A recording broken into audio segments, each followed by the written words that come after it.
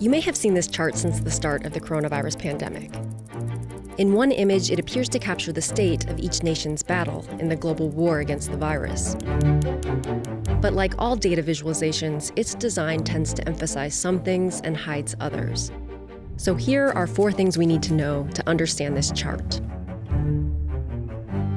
First, this is not a chart of all coronavirus cases. It's only showing us confirmed cases. That means each line doesn't just reflect the state of the outbreak in a country, but also how aggressively that country is testing people for the virus. Take a look at Japan and South Korea earlier in the pandemic. Japan's outbreak looked pretty small in comparison.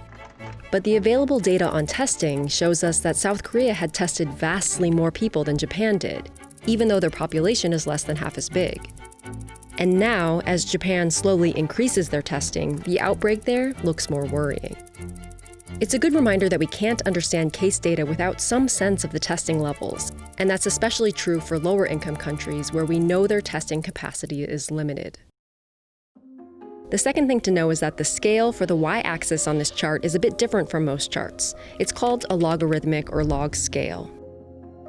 On a typical linear scale, you divide the space by adding the same value over and over.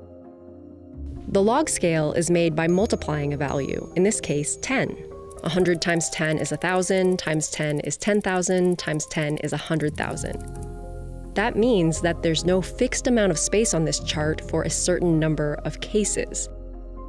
So the first 100,000 cases take up this much space, and then the next 100,000 cases get just this much. The higher the numbers, the more visibly squished they become on a log scale. So why do it this way? Well, let's take the 5 countries with the largest outbreaks right now and rewind them back to March 17th. On a linear scale, it looked like things were pretty bad in Italy, but the others were doing better. The log scale offered a much clearer warning. We were all on the same path of exponential growth. It's the nature of infectious disease that numbers get big fast, so it makes sense for numbers to get big fast on the chart too. Fast forward a few weeks, and the linear scale shows cases climbing and climbing, while the log chart shows curves that are flattening. As governments have implemented lockdowns and social distancing, the virus is spreading at a slower rate than before, which isn't very visible on the linear scale. But keep in mind that the difference between this dot and this dot is more than 32,000 people. And the log chart tends to downplay just how many more confirmed cases there are in the US than in the other countries. Which brings us to the third thing to know about our chart. It doesn't account for population size. When you adjust for population, really small countries like Iceland and Luxembourg appear to have the biggest outbreaks for their size, which may reflect higher testing rates. The US and China have much bigger populations, so their curves drop a bit. But the size of a country doesn't really affect the growth rate of its cases, and it doesn't tell us much about how much the country is struggling. It just pushes smaller countries up on the chart and tends to hide the fact that the outbreak is especially bad in certain regions of bigger countries, like the state of New York. And the last thing to know about our chart is that the x-axis doesn't plot time by the date, but by the number of days since the country recorded 100 confirmed cases.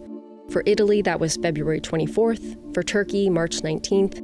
When they're all layered on top of each other, it allows us to compare the trajectory of the outbreaks. But it tends to obscure the fact that the pandemic hit some countries before it hit others. The world watched as tens of thousands of cases appeared in China. Then big outbreaks in South Korea, Italy, and Iran sent a message about what was to come. 2 weeks after South Korea reported its 100th case, the United States did the same. In a situation where actions taken early can have a much bigger impact than actions taken later, time is a crucial factor. And we have to remember that some governments had more time than others.